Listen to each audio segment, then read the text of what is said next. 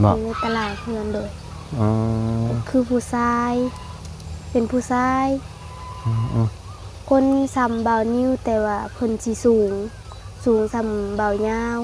สูงจำบ่ยาว โดย ประมาณจังโมง ประมาณ10 โมงครึ่ง11 โมงนี่แหละตอนเพิ่นเข้ามานั่งอยู่เฮิงเติบประมาณ12 โมงเนี่ยเพิ่นจังได้ไปเพิ่นไปออกเลยตอนนั้นนี่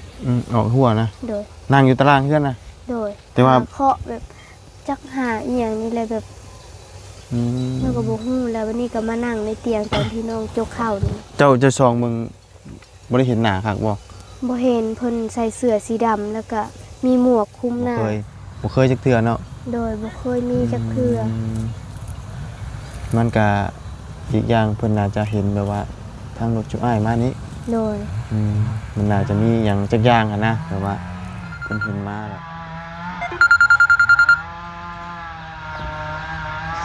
ฮัลโหลมีแขกมาบ่มีแม่ล่ะจ้ะอยู่ไสมาฮอดแล้ว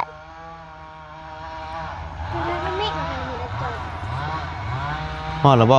โดยฮอดแล้วฮอดใช่อยู่เพื่อนแม่ใหญ่ตารางน้ำฮอดมันอยู่ตารางโดยน้ำฝนมันหนึ่งบ่ได้ตารางดังบ่ได้เปียกเนาะ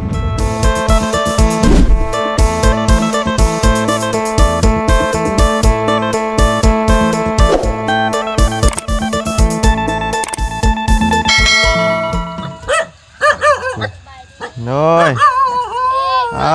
มาเลยเนาะโพดโพมาพ่อกำลังตอนคนกุ้มผู้มองหนึ่งข่าวตั้งไฟอยู่เนาะตัวเป็นในใดมือนี่พี่น้องเลยผู้ทางเทิงมึงกันจ้างอยู่เนาะโอ้ยกำลังชิ้นหนึ่งข่าว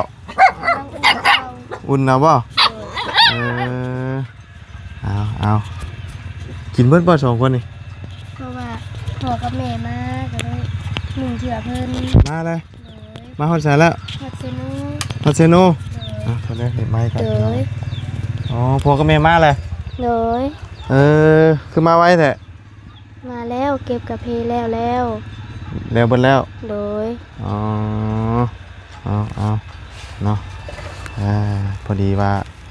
เก็บมากาแฟแล้วเบิดแล้วเลยก็เลยมาเลยแล้วมาแต่จังมุ้งน่ะมาแต่เช้าพุ่น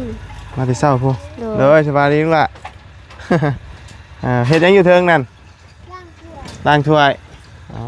หนึ่งข้าวทาพ่อทาแม่มาเลย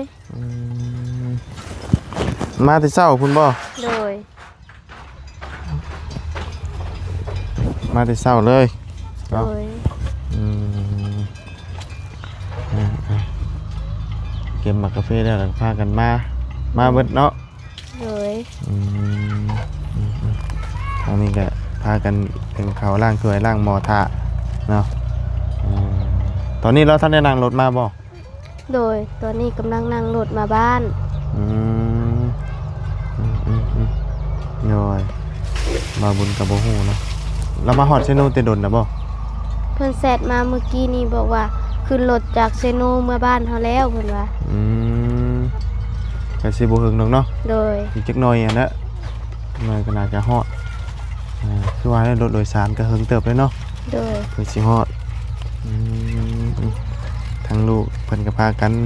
1ข้าว1น้ำทาพ่อทาแม่บัดนี้ล้างถ้วยล้างบ่วงเนาะมาแต่ขุดจังได๋เห็นเสียมจอดอยู่นี่มาแต่ขัวแมงมาแต่ขัวแมงวางโดยยังนี้แมงวางมานี่ไม่ว่าเบิ่งในก้อนเป็นได้ใด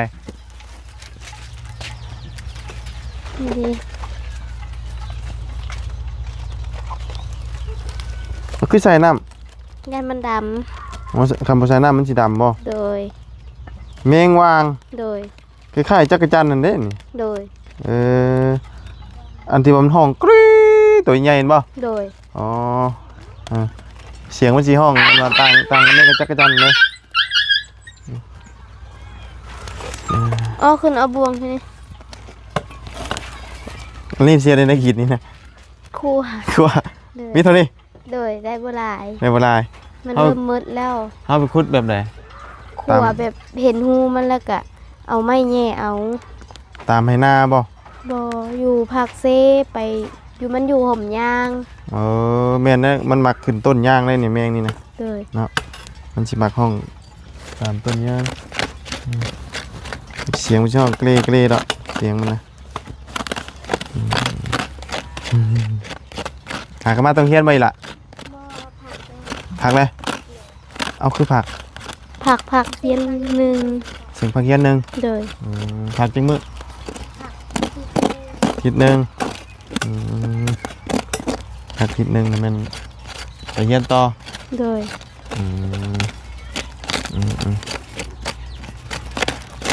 ว้าบวดเข่าเพิ่นกันเนาะไผรวบได้นี่เนาะ เลย ใหม่เบ่เลยเมียนเดียวนี่บ่ อันหนึงมีอยู่ แต่ว่าไส้ตัวนี้ให้มันขาดคัก เลย ตัวนั้นซื้อใหม่แล้วเนาะ เลย ยังใหม่ๆอยู่แต่ว่าตัวนี้ ให้มันแบบว่ามุนอุ้ยปุ้ยคักมันยังหน้าตัวนี้นะว้าตัว โมเห็นหมา โอ้ยโฟดโฟ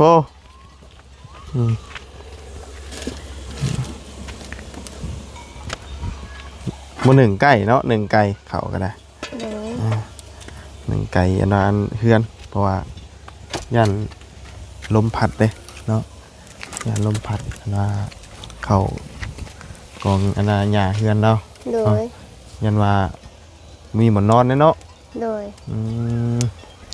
เกือบเป็ดเกือบไก่แล้วบ่มื้อนี้ ยัง ยังอยู่ เลย เนาะถ้าพอกับแม่มาเนาะ เลย เราขึ้นรถแต่เช้าพุ่นเนาะ เลย ออกแต่พุ่นกันประมาณ7ชั่วโมงบ่ประมาณ3-4ชั่วโมงจ้ะ เลย ย่อยดีใจนะพอกับแม่สิมาเนาะ เลย ดีใจ เพราะว่าอีกอย่างเขากับบ่ย่านเนาะ เลย บ่ย่านได้ว่าเนาะอันนี้อยู่กับน้อง2คนมันกันระหวาดระแวงอยู่นี่เนาะ เลยคืนมือซืนนี่แบบ คือมีคนเข้ามานี่แหละ บ่ อยู่ในตลาดเพื่อนเลย อ๋อ คือผู้ชาย เป็นผู้ชาย คนซ้ำเบานิ้วแต่ว่าเพิ่นสิสูงซ้ำเบายาว สูงจำบ่ยาว โดย ประมาณจังโมง ประมาณ10 โมงครึ่ง11 โมงนี่แหละ ตอนเพิ่นเข้ามา นั่งอยู่เฮิงเติบประมาณ12 โมงเนี่ยเพิ่นจังได้ไป เพิ่นไปออกเลยตอนนั้นนี่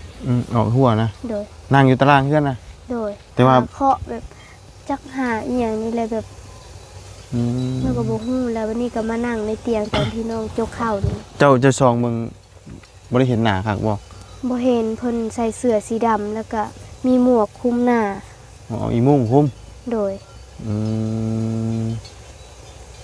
คนน่ะตัวสูงๆประมาณบ่ยาว โดย แต่ว่าหน้าตาคล้ายๆคือบ่นิ้วหรือว่าหุ่น หุ่นโดย หุ่นน่ะ หน้าเพิ่น หุ่นน่ะอันน่ะซ้ำบ่นิ้ว โดย แต่ว่าความสูงนี่ซ้ำบ่ยาว โดย เพราะว่าหุ่นบ่นิ้วนี่สิฮึกกว่ามีเนื้อมีหนังก็บ่ยาวเนาะ โดย แต่ว่าเตี้ย โดย แต่ว่า บ่ยาวนี่สูงแต่ว่า หุ่นดี สูงแต่ว่าหุ่นจ้อยหั่นนะ โดย เนาะแล้วก็บ่ได้ปากได้เว้าหยังบ่ บ่ได้ปากบ่ได้เว้าหยังแบบหาแนมมึงแบบบ่ฮู้ว่าเพิ่นหาแนมอีหยัง เนาะ โดย แล้วเจ้าเฮ็ดได้ซะตอนนี้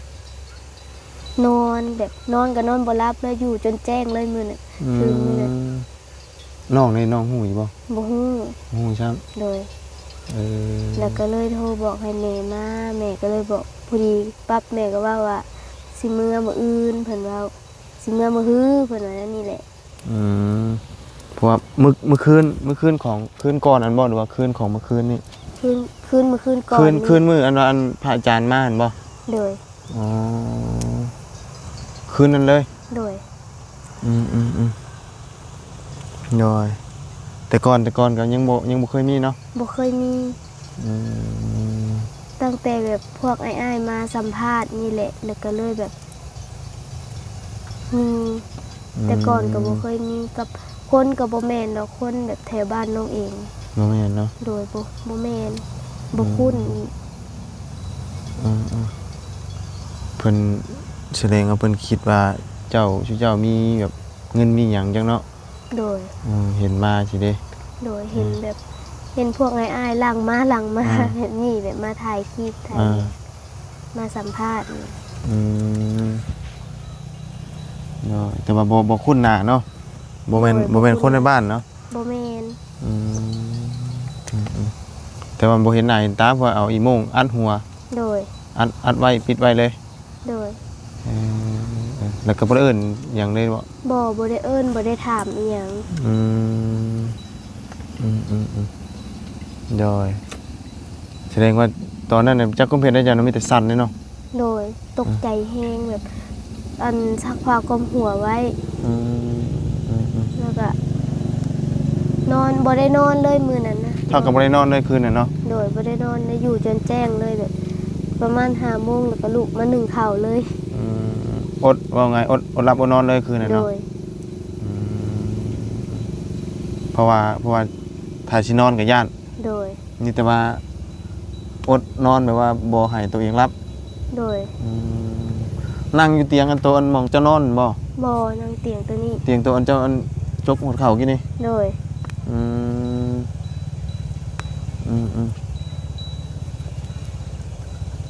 นั่งเขามานั่งอยู่ซื่อๆนี่ป่ะ โดยนั่งแล้วก็แบบหาซองแบบหา ย่างอีก ย่างพร้อม ย่างหาอยู่ โดย จักสิเป็นจักสิหาหยังเนาะ โดย แต่ว่าบ่ได้ปากบ่ได้ติง บ่ปากบ่เว้าหยังเลย แล้วก็แบบเคาะ แบบเคาะมาเอาจับไม้มาเคาะอย่างนี้แหละ เคาะบอลเจ้านอนบ่หรือว่าเคาะแถวตาราง เคาะแถวตาราง ถ้าแบบคนที่แบบคันคนแบบฮู้จักกับเพิ่นก็สิเอิ้นแต่นอกพูนเอิ้นถามว่าอยู่บ่จังซั่นจังซี่น่ะนอนละบ่เนี่ยนั่นเนี่ยนี่น่ะอันนี้แบบบ่ได้เอิ้นถามแบบอีหยังเลยแบบย่างเข้ามาก็แบบอยู่ในตารางก็ยืนอยู่ในตารางหาซองพร้อม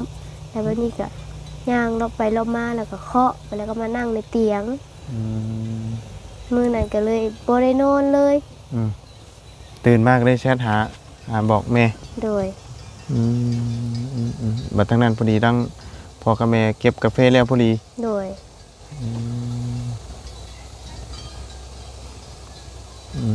ก็คือฮู้แหละมันมีแต่ผู้หญิงเนาะ โดย มันก็อันตรายอยู่เพราะว่าสถานที่เฮาพักพิงมัน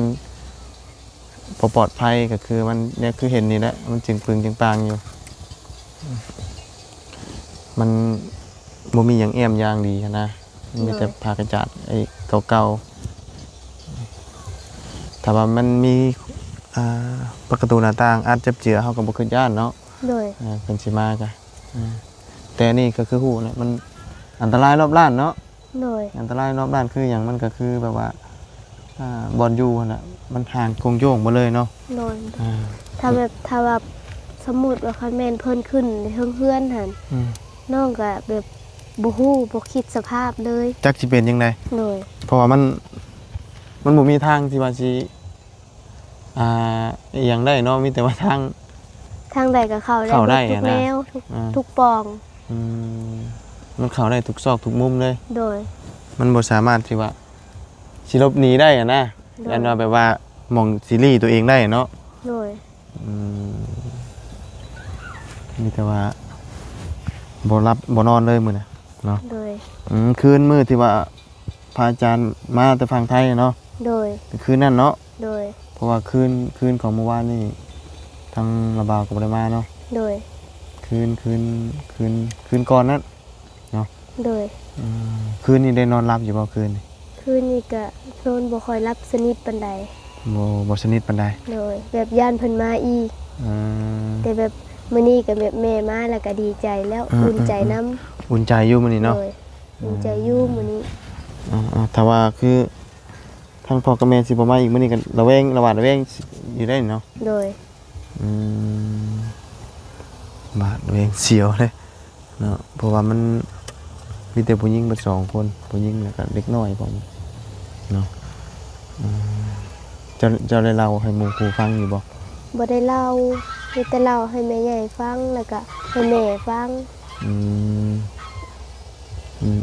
ทางชุมอ้ายๆเพิ่นมานี่เด้จ้ะ เราคือเว้านี่ฟังแล้วก็เบา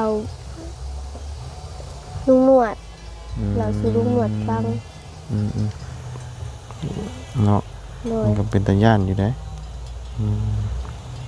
คือว่าแล้วทั้งพ่อเจ้าไปนี่ก็เดือนปลายเนาะ โดย ไปเก็บ 2 เดือนเต็มแล้ว 2 เดือนเต็มอันมื้อนี้บ่ โดย2 เดือนเต็มแบบประมาณปลายประมาณ2 เดือนกับ 2-3 มื้อนี่แหละ อืม เพิ่นก็มาแล้ว เราไปเก็บทุกปีบ่อยู่พุ่นน่ะหรือว่าจัง โด ได๋ ย อ๋อเราเคยไปตลอด โดย วิทยามมันน่ะก็แม่นมา โดย มียามหมากกระเพศน่ะมันแม่นไป โดย คือเราไปอันว่าทุกๆปีเนาะ โดย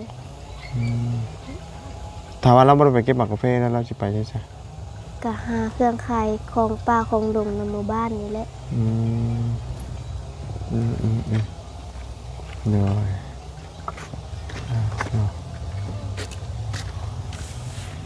เพราะว่าหาเก็บหมากคงกาแฟพี่น้องเนาะเจ้าบ่ฮู้หยังบ่อีหล่ะฮะบ่ฮู้หยังจ้ำอ้าวโจรมากับบ่ฮู้หยังบัดนี้นอนรับคักถ้าตื่นมาจังฮู้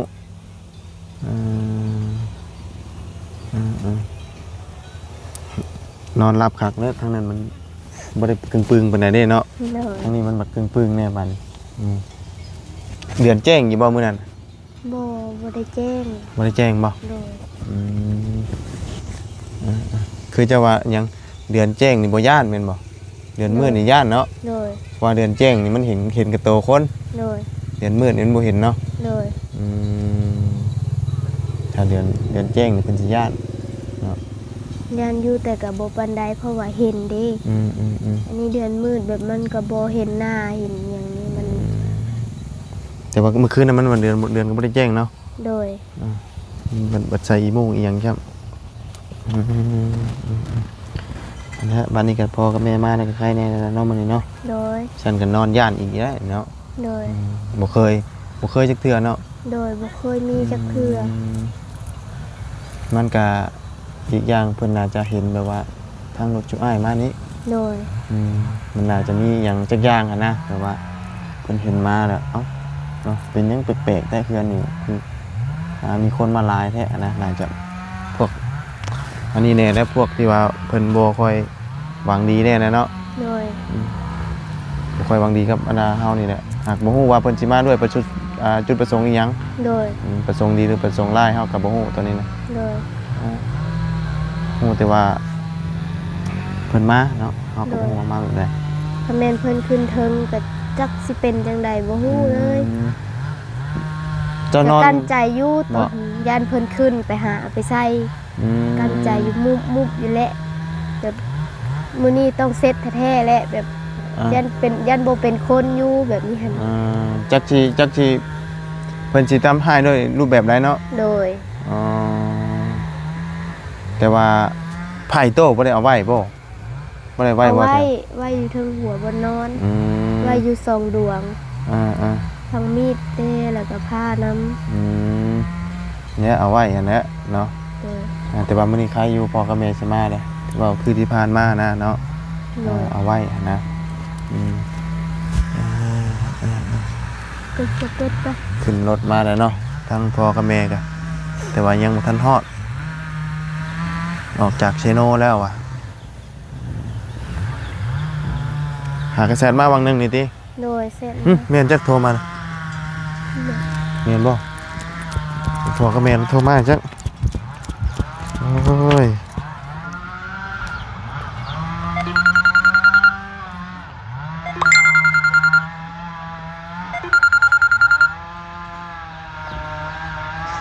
ฮัลโหล มีแขกมาบอก มี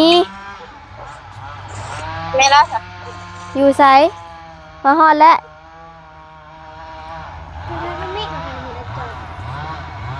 ฮอดแล้วบ่ โดยฮอดแล้ว ฮอดใช่ อยู่เพื่อนแม่ใหญ่ แต่เรามาแล้วเป็นหยังเนาะ โดย อืมมาฮอดแล้ว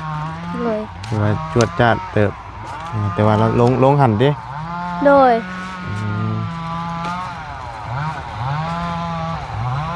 เพื่อนเป็นไง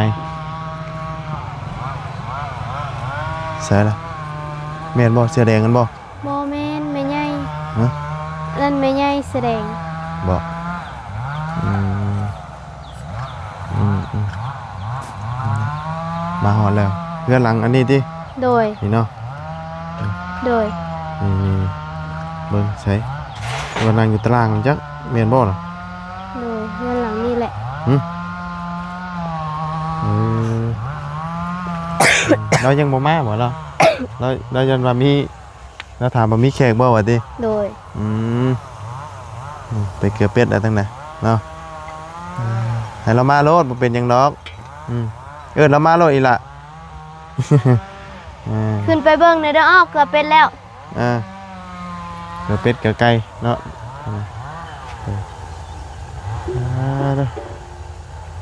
มันไข่บ่เป็ดนั่น ยัง ยังไม่ได้ไข่ครับ โดย เป็ดเราเด็กครบ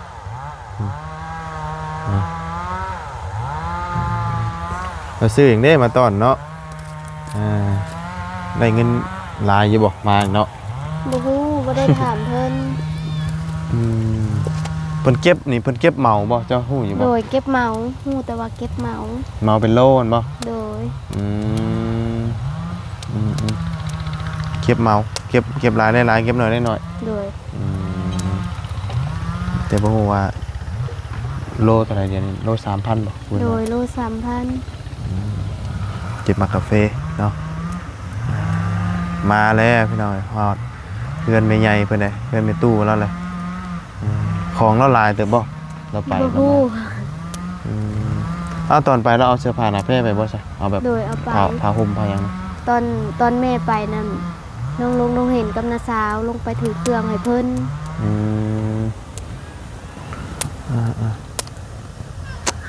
เห็ ขึ้ น น ว่า มาเพิ่นก็ไปวิทย์แล้ว บ่ โดย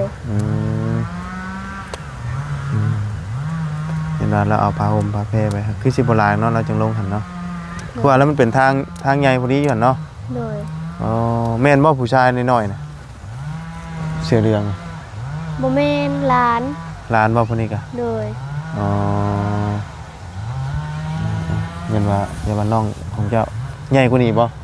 ใหญ่กว่านี้หน่อยนึง เพื่อผู้นั้นบ่นั่นก็บ่แม่นเนาะ บ่แม่นลูกป้าเพิ่นก็เลย โดยลูกป้า โดย พอดีแล้วนี่ข้าวสุกเนาะ โดย ข้าวสุกพอดีพ่อกับแม่ซื้อซีดจากเซโนมาลาบจักมื้อนี้ แต่งลูกหนึ่งเขาอายทวนทาอยู่นี่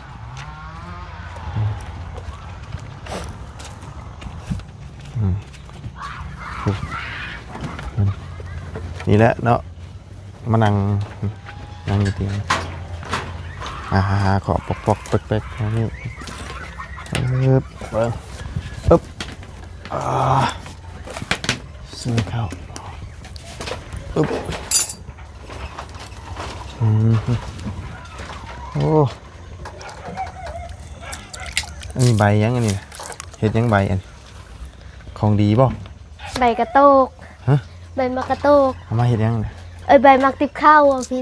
เอามาเห็ดยังนะ เป็นหักไม้หักหยา บ่ โดย เป็นหักไม้ โดย กินดียังล่ะ ยินดีตับลาย ดีตับลาย โดย อ๋อตับผู้ใดไล่เขากินแล้วเศร้าจริงป่ะ โดย อ๋อน้ำไม้ทงนี่ไผเฮ็ดนี่แม่จะบ่ โดย น้ำไม้ทงน้ำไม้ส้มโอ้กระเตะนี่คือสิแม่นเจ้าสารเองแต่เบิ่ง โด แล้ว ยสารมือซืนนี่ กระเตะหนึ่งข่าวนี่สารพอได้หนึ่งข่าวก้อน โดย ตัวเก่าขาดเนาะ โดย ปกติหนึ่งอยู่เทิงที่บ่หนึ่งปกติอะ ถ้าบ่มียามลมน่ะ หนึ่งอยู่เทิงยามฝนน่ะหนึ่งอยู่เทิง มันยามแบบยามฮ้อนกับหนึ่งอยู่ตาราง น้ำพรมันอยู่ตาราง เลยยามฝนมันหนึ่งบ่ได้ตารางดังบ่ได้ เปียกเนาะ มันเปียกแบบว่าฝนตกก็น้ำไหลเข้ามาในตาราง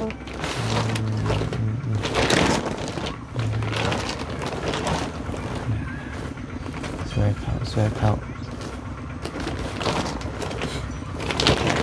ยามกำยามแดงนี่ก็เป็ดกับไก่ในกำน้ำเนาะทางนั้นเป็นไปตักน้ำสางน้ำยังมากิน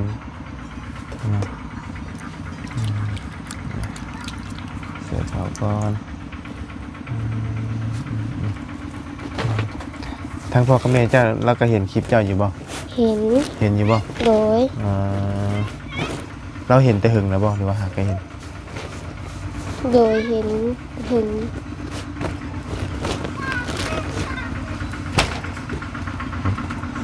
เต็มเวลาเป็นไปแก้น้ำเนาะ โดยน้าสาว นี่บ่นะ แก่ สาว น้ำออกไปให้แม่ เนาะ ผู้หญิงเนี่ย บ่ โดย อ๋อแกไปหาอีใช่ แก่ออกไปนะ ผู้ยิงได้ขับรถใหญ่เนาะ โดย อ๋อรถใส่ต่ำๆอยู่แถวนั้นหักกะนี้เนาะยากไหมผู้ยิงขับรถอีเจน มันยังไม่ได้มาฮอดบ่ ฮะ ยังมาบ่ฮอด มาบ่ฮอดบ่คือมาแล้วจ้ะ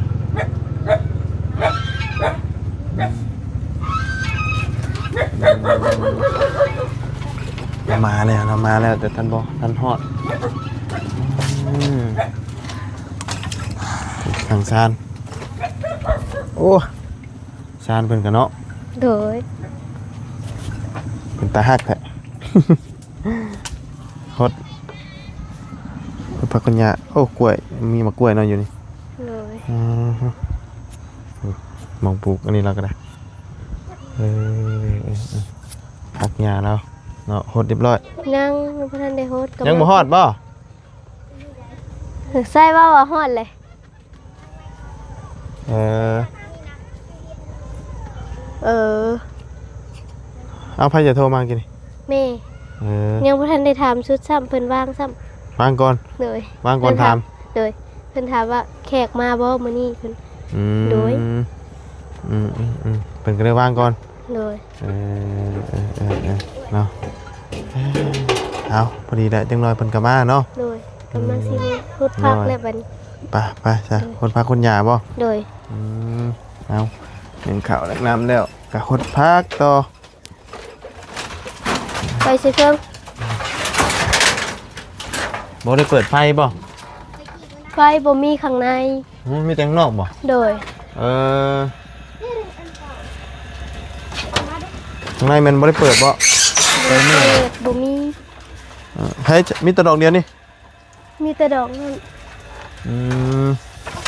ข้างในมันบ่ได้เปิด โดย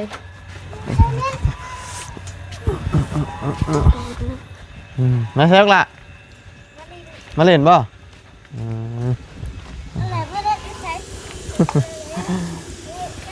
สิฮดพักบาดนี้เนาะเป็ดไก่กับเกลือแล้วเบิ่เลยยามค่ำยามแรงทางใดทางเข้าสวนจะเอา ทางนี้ เอาทางนี้ โดย เบิ่งแล้วฮดพักฮดยากก่อนโอ้ทางนี้ทางเข้าสวนเพิ่นย่างเข้านี้บ่มื้อนั้น โดย ทางแค่นี้เลยเนาะกูไอ้แค่นี้นั่น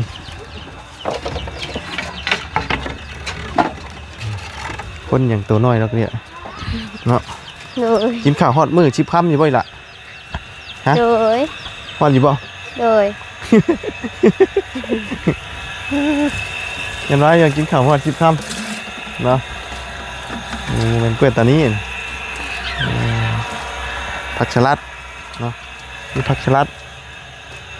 ผักบัวผักหอม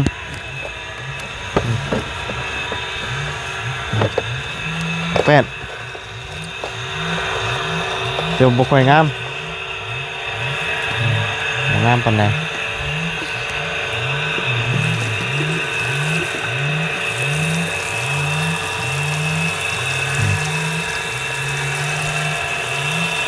อันนี้เจ้ามาปลูกด้วยแม่ น้อง องปลูกเอง แม่นบ่เลยบ่ โดย อ๋ออันนี้เป็นเจ้าปลูกเองหมดเลย โดย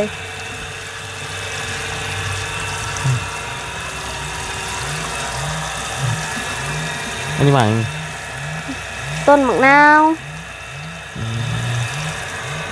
เสียหมากอันน่ะพวกหมักสมอันนั้นนะหมักสมน้อยหมักสมจี๊ดนะ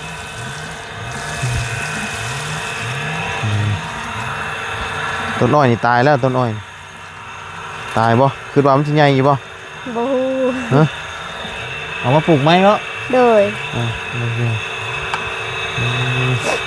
ใครอยู่มีน้ำมีอย่างทดพักมันจังงามเนาะคำนี้น้ำโอ้งามนี่น้ำมันคอยบ่อยล่ะ น้ำไหลบ่ทัน เออน้ำบ่แห้ง โดย แสดงว่ามันเปิดได้บ่หลายตัวนี่ โดย เต็มบ่ทางนะเขาเปิดทีนึง เต็ม เต็มอยู่ โดยแบบคันน้ำบ่ขึ้นกะได้ตักน้ำมาลองได้อีก อืม มา บ่แบบเขาเปิดเอาไว้ใส่กระถางนะมันได้จักถังหั่นนะ ให้อยู่ประมาณ2 ถัง สองถังเป็นเบิดบ่ โดย ตลอดเลยบ่ โดย ยามแรงก็คือกันยามฝนคือกัน โดย อืมน้ำบ่ร้ายนี่นะมันเป็นพื้นที่ที่ว่าน้ำบ่แห้งบ่แม่นสายน้ำนะว่าง่ายๆน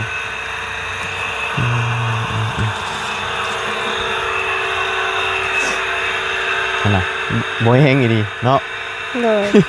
รถพักจะมีกันบ่ทันน้ำเบิดตัวนี้กันยังบ่ได้โหดครับผักสลัดยามนี้น่ะงามนะผักสลัดยามนี้นะเนาะแต่ว่าผักกาดเนี่ยบ่งามเสียงใดเรานี่โอ้ยเป็นตะเมื่อยครับ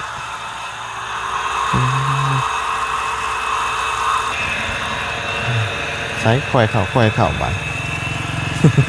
น้ำมันบ่แห้งกินใดมันอยากตายเด้ โดยหลายปีแล้ว มันหลายปีอะเนาะ โดย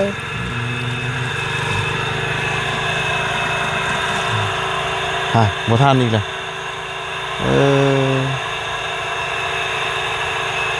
มันเบิดสิเขาต้องมอดป้าไปก่อนบ่แต่เก่า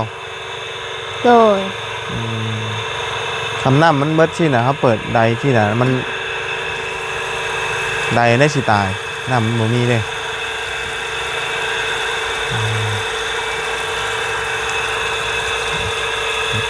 โหดนะ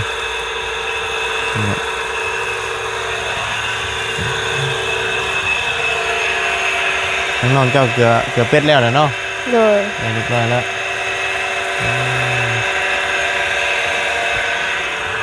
ภาษาเนาะมีแต่ละบ่าวก็สิออกเมื่อก่อนเด้อ โดย บอกพ่อกับแม่เพิ่นซ้ำบ่ทันครับยังมาบ่ฮอดเพิ่นว่าโทรมากินนี่ว่าฮอดแหละแล้วว่าบ่ฮอดเนาะ โดย คำเรามาเราก็สิย่างแบกเครื่องของมาพี่เลยบ่หรือว่าจังไดหรือว่ามีรถจักรไปอีกบ่ บ่มีรถจักร อืมโดยเดี๋ยวบ่าบุญไปเอานี่ให้ทางน้องเพิ่นก่อนมีแต่อีหลาฮอดปากเลย โดย เดี๋ยวอันมาเบาให้น้องเจ้าก็ได้เนาะ โดย ไปลาเลยเด้อลาเด้อ สบายดี โอเคไปเดี๋ยวเอามีให้น้องแล้วกันอะไรอ่ะ